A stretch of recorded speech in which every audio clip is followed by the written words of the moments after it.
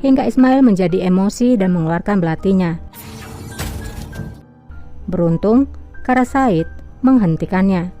Kara berkata, apakah kita akan membunuh seorang wanita hamil?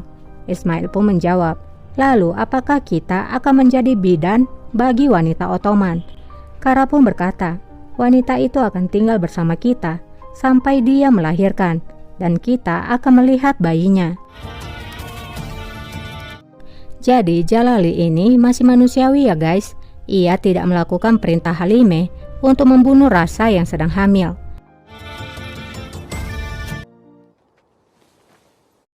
Zulfikar lalu dibawa ke dalam tenda. Kalender Oglu lalu berkata, kami tidak punya masalah dengan Janisari. Kami hanya melawan Ottoman. Jul pun menjawab, Ottoman adalah kepala dari Janisari.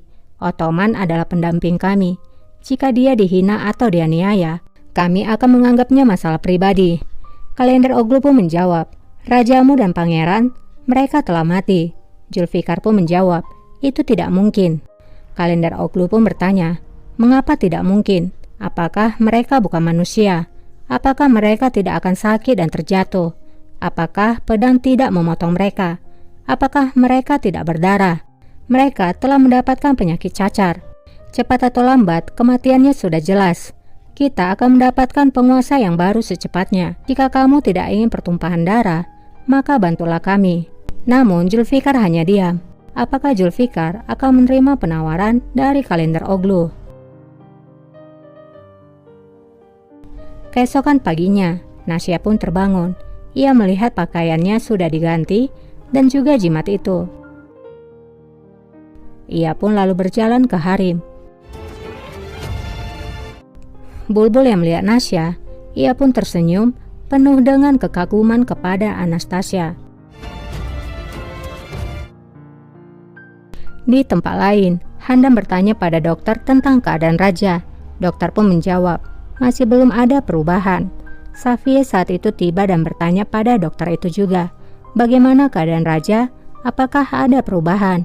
Handan yang mendengar lalu berkata, sejak kapan kamu peduli tentang keadaannya? Handan lalu menyuruh dokter untuk pergi dari sana. Istana ini bukanlah milikmu. Seseorang harus mengeluarkanmu dari sini. Kamulah orang yang ingin melarikan diri pertama kali. Safie pun menjawab, jangan banyak bicara Handan. Jika kamu pintar, maka kamu tahu mengapa kami mencoba melarikan diri. Handan pun menjawab, kamu tidak bisa menipuku. Aku melihatmu. Kamu tidak peduli kepada cucumu sebanyak kamu peduli kepada kucingmu. Safie pun menjawab, jangan samakan aku dengan keberanian dari orang bodoh. Lalu apa yang harus kita lakukan? Duduk dan menangis seperti dirimu? Apakah kita harus menerima situasi ini ketika kita bisa menyelamatkan negara ini? Dudu terus infokan padaku keadaan dari raja. Dudu pun menurut. Safie lalu pergi dari sana. Handan pun berkata, tidak Dudu, tidak akan ada info yang harus diberikan. Itu dilarang. Dudu pun diam, dia merasa serba salah.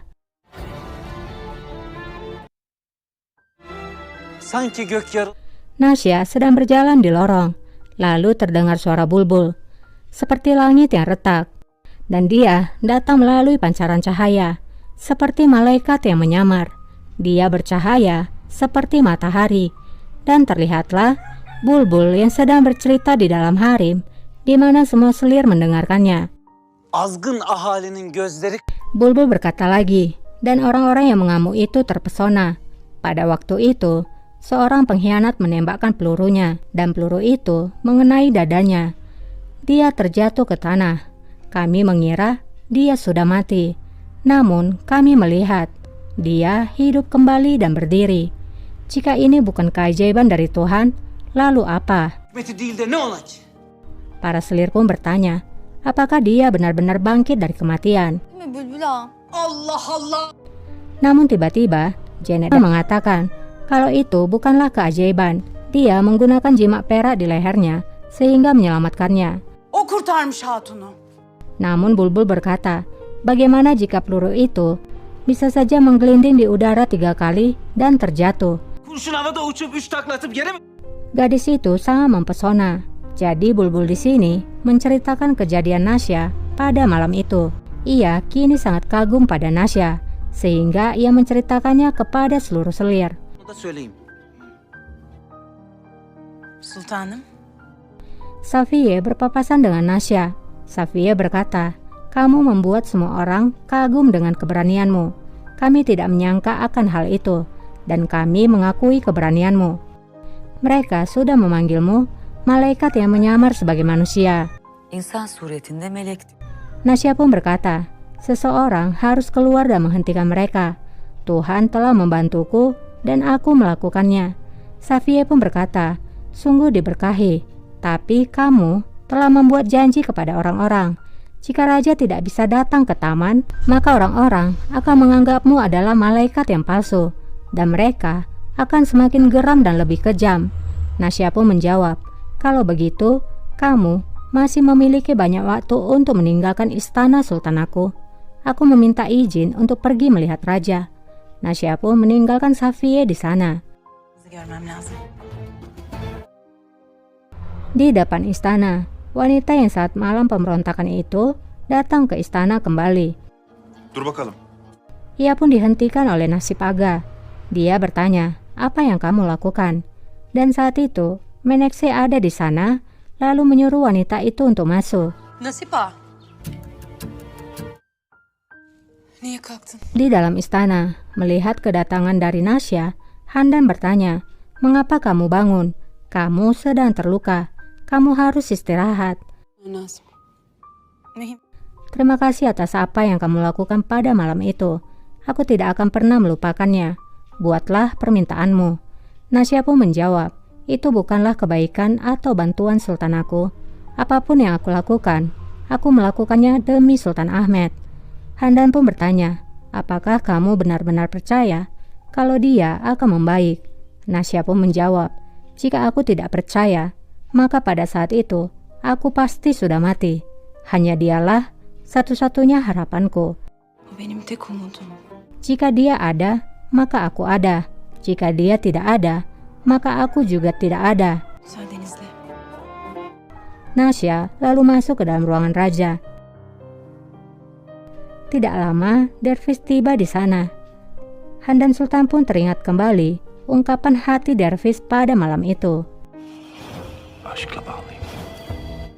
Dervis lalu bertanya tentang keadaan Handan Sultan. Namun Handan langsung meninggalkannya. Safiye Sultan. Dervis pun berkata, kalau Safiye Sultan ingin bertemu dengan para pasa, Safiye juga mengundangku.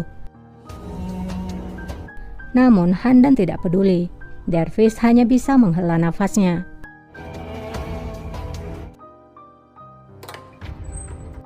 Wanita yang dibawa oleh Menekse dibawa ke ruangan Halime. Jadi wanita ini adalah wanita dukun yang dicari-cari oleh Halime selama ini. Gücüne seni çağırıyor. Halime pun berkata, "Aku telah memanggilmu berhari-hari, akhirnya kamu di sini."